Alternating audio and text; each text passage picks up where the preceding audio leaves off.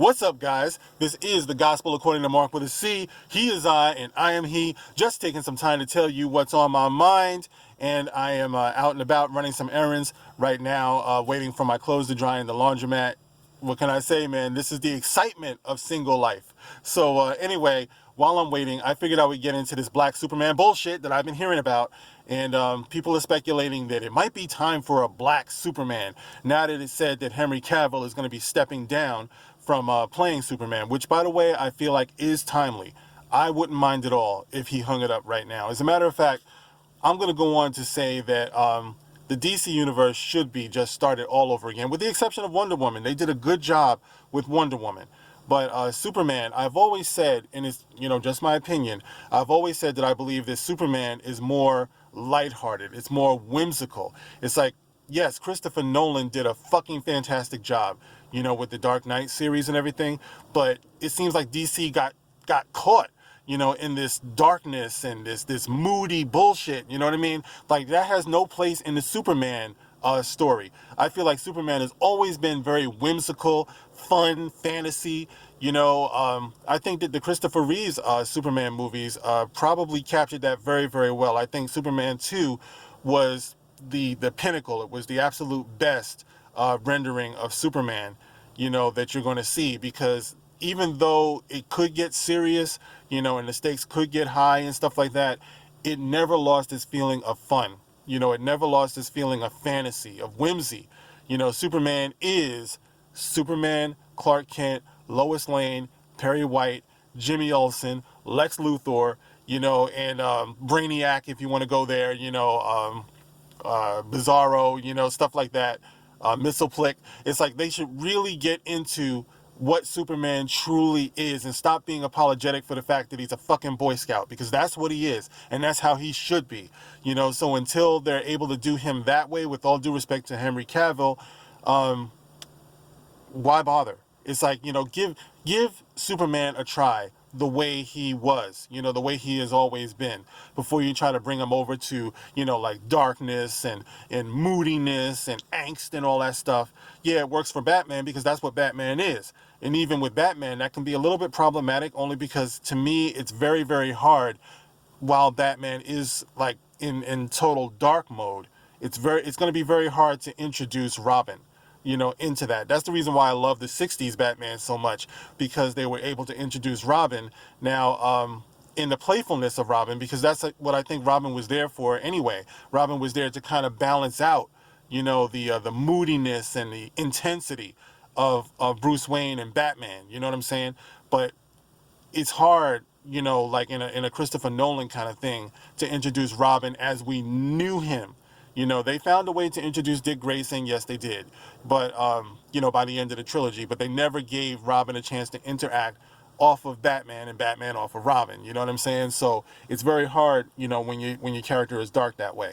But getting into the Black Superman thing, I just wanted to point out, guys, that I think back in the early 90s, when they had the Death of Superman series, and they had Superman be so-called resurrected in the form of 4 beings. Remember Steel? It's like there was a black man going under the Superman creed, so to speak, I guess, and there you have it. It's like he was very, very unique. He wasn't Superman, but he was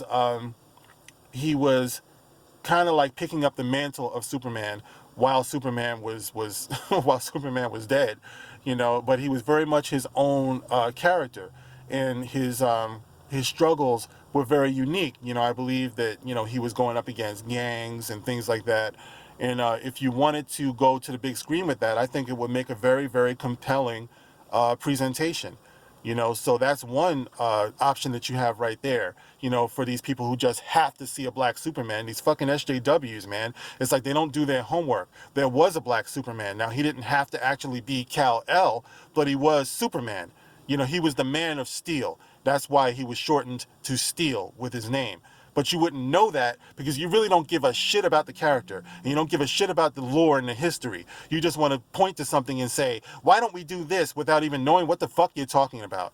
All right. Now, also, I want to point out that DC for a while had a separate comics group under the DC label, and that was the Milestone titles. Who remembers the Milestone comics? Those shits were bad, man. I love them. I had just about all of them back in the day. The Milestone comics were probably produced by, I want to say predominantly black writers and artists and things like that, but I don't know. You know, it could have been a mixture. I know that it was very, very diverse, and their characters were also very, very diverse. You had Latino characters, you had Asians, you had Indians, you had black, you had white, you know, and some of their titles were Hardware, Static, Blood Syndicate, Cobalt, and Icon. Icon. Now, if DC, in the DC universe, really wanted to get popping and shit, man, they would look into their Milestone titles, because their Milestone titles were kind of like rooted more so in the real world, where I think a lot of them were like based in places like Detroit and things like that, like the real world. It wasn't like, you know, the other DC titles where they would be like in Metropolis or Gotham City, you know, places that don't actually exist. The Milestone universe was based in reality. And a lot of them got their powers because, especially in Blood Syndicate, because they were gang banging and they were going to have the ultimate rumble, you know, to decide, you know, who was going to be the king or whatever the fuck, you know, think the Warriors, you know, and all these gangs came together to settle their shit once and for all. And I believe what it is that the government or something like that were going to get them all in one place and bomb the shit out of them. But instead of killing them, it gave them superpowers, man. This shit was, it was banging. The concept was crazy. You know what I mean? Imagine that playing out on the big screen. You know, like there were so many different people who were there, and they called it the Big Bang. You know what I mean? And there were so many people who were there during the Big Bang. And what happened was the chemicals, I believe, kind of like set off each of their powers. Like individually, it had a different effect, you know, on every person, giving them very specific powers. You know, so a whole universe of super beings were created right there at the so-called Big Bang. That shit would be amazing on the big screen. And it was so diverse. You're looking for diversity. There it is, man. And Icon, like I was saying before, you want to talk about Black Superman. Icon, while he was in the appearance of a black man, actually was an alien from another planet. And he came here and he took the appearance of a black man. And he was very, very powerful, very powerful. And he had an amazing sidekick. And I believe her name was Rocket. You know, all due respect to Rocket Raccoon. This was a different Rocket. I think her name was Rocket. And she actually trained Icon. Well, not necessarily trained him, I guess, but she was responsible for him becoming a superhero. And I think it was more like her idea.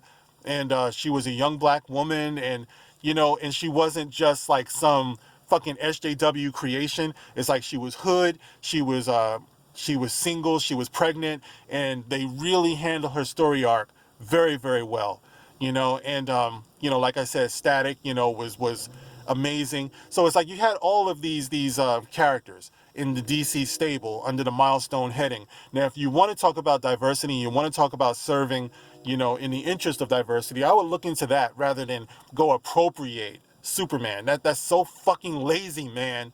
It's like I said before, anybody, maybe you could have a so-called black Superman, but there can only be one Kal-El, and Kal-El is not fucking black. All right? So I would love to see them just leave Superman as he is and look into the other characters that you know you have, DC.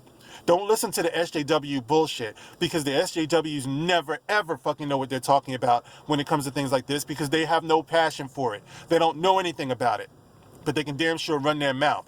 You know, so guys, that's my little rant. That would actually be my suggestion. Look at what you already have, DC, because you're in trouble anyway in the movies and stuff like that. It's like, stop trying to copy what Marvel is doing and look at what you have. You have a lot. You know, so I would love to see somebody who actually knows what the hell they're talking about go into the history of DC and pull out some of these incredibly rich, diverse characters that you can bring onto the big screen and tell some truly quality stories without trying to wallow in the SJW bullshit, just doing anything for anything's sake. You can tell a great story, an important story, a truly honest story by serving or looking at the characters that you already have. You know, so that's my suggestion. Black Superman, just get past that. You have other things. You have other options. All right? Just my suggestion, just my little rant. Anyway, guys, as usual, I want to give a big shout out to all of my subscribers, everyone who likes, everyone who shares, definitely everybody who comments. I love you all. I'll catch you on the next one. This is the Gospel According to Mark with a C. Rock on.